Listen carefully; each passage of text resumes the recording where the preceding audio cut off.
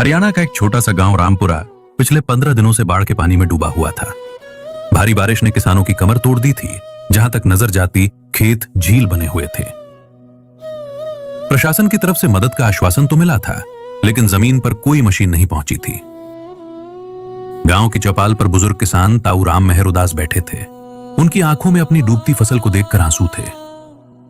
सरपंच विक्की ने भी हार मानकर कह दिया था कि सरकारी मशीनें आने में अभी वक्त लगेगा और तब तक तो सब कुछ बर्बाद हो जाएगा। हताशा के इस माहौल में किसी ने सलाह दी कि संत रामपाल जी महाराज के आश्रम में सूचना दी जाए, क्योंकि सुना था कि वे लोग बाढ़ में बहुत मदद करते हैं।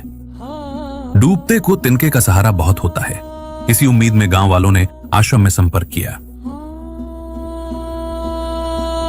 अगले ही दिन सुबह 4 बजे गांव के बाहर ट्रकों की आवाज गूंजी। गांव वाले दौड़कर देखने गए तो हैरान रह गए। आश्रम के सेवादार बड़े बड़े ट्रकों में सामान लेकर आ चुके थे। यह कोई साधारण सामान नहीं था। ट्रकों से 20 हॉर्स पावर की विशालकाय सबमर्सिबल और मोनोब्लॉक मोटरें उतारी जा रही थीं। साथ में काले रंग के 8 इंच और 12 इंच मोटे पाइपों के बड़े बड़े बंडल थे, जिन्हें देखकर ही उम्मीद की किरण जाग उठी। सेवादारों ने बिना समय गवाए काम शुरू किया। गांव का पानी निकालने के लिए पास का नाला 4 किलोमीटर दूर था, जो एक बहुत बड़ी चुनौती थी। लेकिन सेवादारों के हौसले बुलंद थे। उन्होंने दिन रात एक करके 4 किलोमीटर लंबी पाइपलाइन बिछा दी। कीचड़ में घुसकर भारी केबल जोड़े, स्टार्टर फिट किए और मोटरें सेट कर दी। जैसे ही बटन दबाया गया, मोटे पाइपों से पानी का ऐसा तेज बहाव निकला जैसे कोई नदी बह रही हो। ताऊ राम मेहर ने यह देखकर कहा कि इतनी बड़ी मशीनें तो हमने आज तक नहीं देखी। ये तो कुछ ही दिनों में पूरा गांव सुखा देंगी। अगले 10 से 12 दिनों तक मोटरें 24 घंटे लगातार चलती रहीं। सेवादार वहीं सोए, वहीं खाना बनाया और पहरा दिया। देखते ही देखते जो खेत पानी में डूबे थे वे बाहर निकल आए और गांव की सड़कें सूख गईं। डूबता हुआ गांव फिर से सांस लेने लगा। जब काम पूरा हुआ और सेवादार जाने लगे तो सरपंच और गांव वालों ने पैसे इकट्ठे किए। वे सेवादारों के पास गए और बोले कि भाइयों, आपने हमारी जान और माल बचाया है। कम से कम इस डीजल, मोटरों के किराए और पाइपों का खर्चा तो रख लीजिए।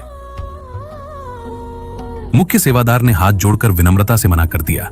उन्होंने कहा कि हमारे गुरुदेव संत रामपाल जी महाराज का आदेश है कि आपदा में व्यापार नहीं, उपकार किया जाता है। उन्होंने गांव वालों को चौंकाते हुए आगे कहा कि ये पाइपलाइन और मोटरें हम वापस नहीं ले जाएंगे। इन्हें आप गांव की जमीन में दबा दीजिए। ये अब गांव की अमानत है, ताकि भविष्य में कभी बाढ़ आए तो आपको किसी का इंतजार न करना पड़े। उस दिन गांव वालों ने जाना कि असली संत और सच्ची भक्ति वही है जो मुसीबत के समय निस्वार्थ भाव से समाज के काम आए। इस सच्ची घटना से हमें यही सीख मिलती है कि जीव दया ही धर्म का मूल है। मंदिर या इमारतें बनाना आसान है, लेकिन किसी के उजड़े हुए घर और जीवन को फिर से बसाना ही सबसे बड़ी सद्भक्ति है। परमात्मा वही वास करते हैं जहां इंसानियत और निस्वार्थ सेवा होती है।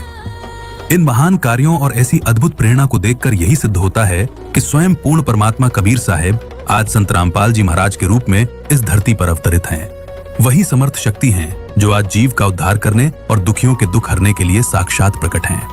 ये कोई काल्पनिक कहानी नहीं, बल्कि धरातल पर घटी वह सच्ची घटना है जिसने मानवता की एक नई मिसाल पेश की है।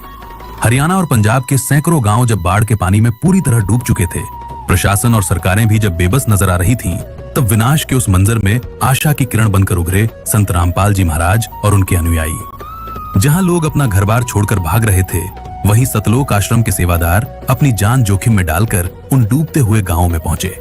उन्होंने केवल खाना पानी ही नहीं दिया, बल्कि समस्या का जड़ से समाधान किया। 20-20 हॉर्स पावर की बड़ी बड़ी मोटरें, जनरेटर और किलोमीटरों लंबी पाइपलाइनें रातों रात बिछा दी गईं। दिन रात एक करके उन सैकड़ों गांवों से करोड़ों लीटर पानी बाहर निकाला गया और किसानों की डूबती हुई जमीन को दोबारा खेती लायक बनाया गया। हैरानी की बात तो ये थी कि लाखों करोड़ों रुपए का ये साजो सामान और मशीनें सेवादारों ने काम पूरा होने के बाद वापस नहीं ली, बल्कि उन्हीं गांवों को दान कर दी ताकि भविष्य में किसान अपनी रक्षा खुद कर सकें। ये निस्वार्थ सेवा इस बात का प्रमाण है कि आज के इस घोर कलयुग में स्वयं कबीर साहेब संत रामपाल जी महाराज के रूप में धरती पर मौजूद हैं, जो न केवल रूहानी ज्ञान दे रहे हैं, बल्कि दुखियों के आंसू भी पोंछ रहे हैं। उनका ये महाअभियान इसी संकल्प पर आधारित है कि रोटी, कपड़ा, शिक्षा और मकान सबको देगा कबीर भगवान। सत साहिब।